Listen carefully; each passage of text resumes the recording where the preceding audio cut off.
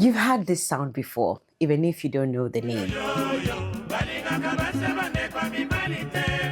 This is Franco. Franco Luambo Makiadi became one of the defining voices of African music. Singing in Lingala, his sound crossed borders and generations, becoming part of everyday life from Kinshasa to Lagos, from Nairobi to Lusaka. So how did one man shape a sound heard across a continent? It starts in Kinshasa, then Leopoldville, in what was the Belgian Congo. Franco was born there in 1938, growing up in a city shaped by new influences. In the 1940s and 50s, new sounds emerged through migration, radio, and records arriving from across the Atlantic. Cuban rumba, rooted in African rhythms, carried through the transatlantic slave trade, returned in a new form and blended with local traditions to create something distinctly Congolese.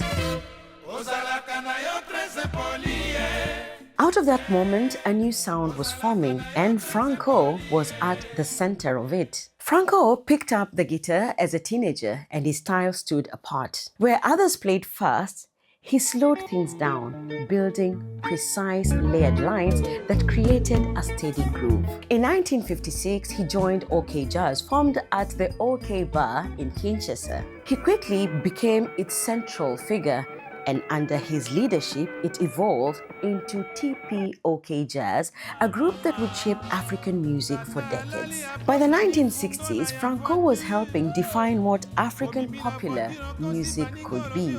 His rise coincided with Mobutu Sese Seko's Authenticité campaign, which promoted African identity and a move away from colonial influences.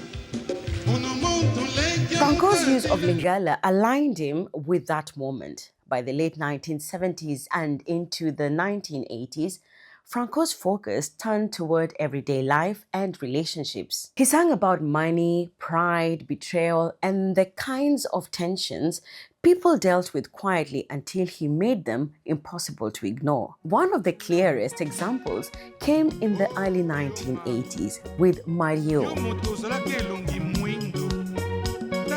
The song told the story of a young man living off an older woman who supported him financially. He avoided responsibility while benefiting from the relationship. Franco presented it as something people recognize. The song did not just describe behavior, it changed how people responded to it. Franco did not stop there. He brought private conflict into the open. Take Mamu.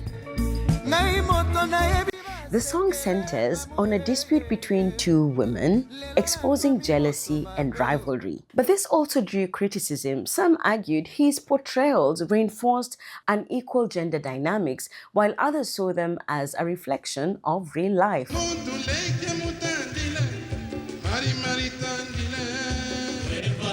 Franco took what people experienced privately and made it public. People were not just listening, they were recognizing themselves. And when that recognition spread, it created influence.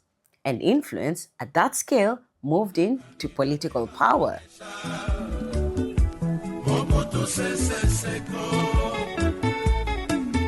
In songs like Candidate Nabiso Mobutu, he openly supported the president, showing how closely music and political power could intersect. At that point, the same voice shaping everyday behavior was now reinforcing state authority. And that came with limits. In 1978, he was briefly imprisoned after the release of Elena. Through it all, he remained prolific, producing more than 1,000 songs. Franco died in 1989 at the age of 51 after a period of illness, but his influence did not end there. He remains the king of rumba, a musician whose work shaped how people think, speak, and relate to each other.